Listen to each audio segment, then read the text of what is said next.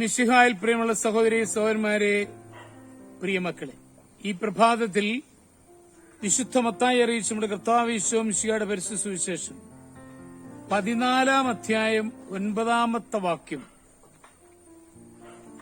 Saint Matthew's gospel chapter 14 verse 9. രാജാവ് ദുഃഖിതനായി, എങ്കിലും തന്റെ ശബ്ദത്തെയും അതിഥികളെയും പരിഗണിച്ച് അത് അവൾക്ക് നൽകാൻ അവൻ ആജ്ഞാപിച്ചു.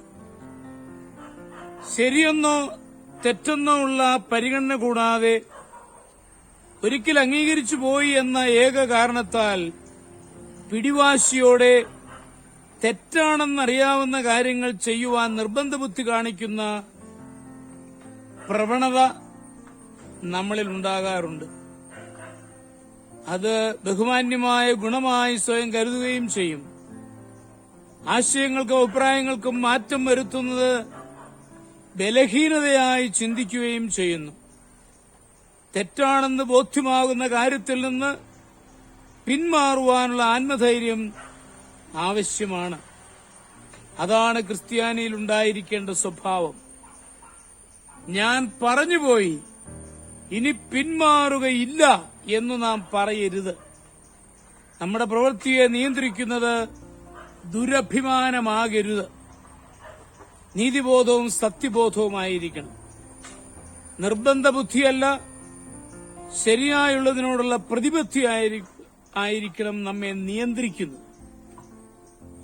ഹെറോദ്യയുടെ മകളുടെ നൃത്തത്തിൽ ആകർഷനായി മതിമറന്ന ഹെറോദോസ് രാജാവ് അവൾ എന്താവശ്യപ്പെട്ടാലും കൊടുക്കാമെന്ന് വാഗ്ദാനം ചെയ്തു. അമ്മയുടെ ഉപദേശപ്രകാരം അവൾ യോഹന്നാന്റെ ശിരസ് ഒരു താലത്തിൽ ലഭിക്കണമെന്ന് ആവശ്യപ്പെട്ടു. രാജാവിന് അതിഷ്ടമല്ലായിരുന്നു. യോഹന്നാൻ നീതിയും വിശുദ്ധിയുമുള്ള മനുഷ്യനാണെന്ന് ഹെറോദോസിന് ബോധ്യമായിരുന്നെങ്കിലും ചെയ്ത സത്യത്തെയും വിരുന്നുകാരെയും വിചാരിച്ച് യോഹന്നാന്റെ ശിരസ് ഛേദിച്ച് ബാലികയ്ക്ക് കൊടുത്തു. ഹെറോദോസ് വാക്കുപാലിക്കുവാൻ ചെയ്ത ഈ ഭീകരപ്രവർത്തനം ഒട്ടും ശരിയായില്ല. പറഞ്ഞ വാക്കിനോടുള്ള ബഹുമാനത്തെക്കാൾ നീതിബോധമായിരുന്നു ആവശ്യം. യഹൂദന്മാരുടെ ഇടയിൽ മാത്രം പ്രവർത്തിച്ചു പോന്ന പത്രോസ്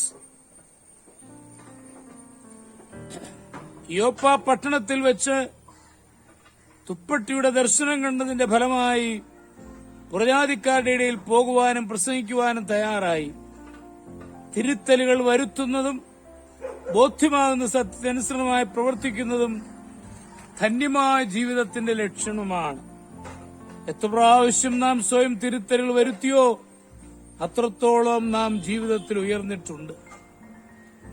നിർബന്ധ ബുദ്ധിയല്ല, സത്യത്തോടുള്ള ബഹുമാനമാണ് ഓരോ ക്രൈസ്തവനിലും ഉണ്ടായിരിക്കുന്നത്.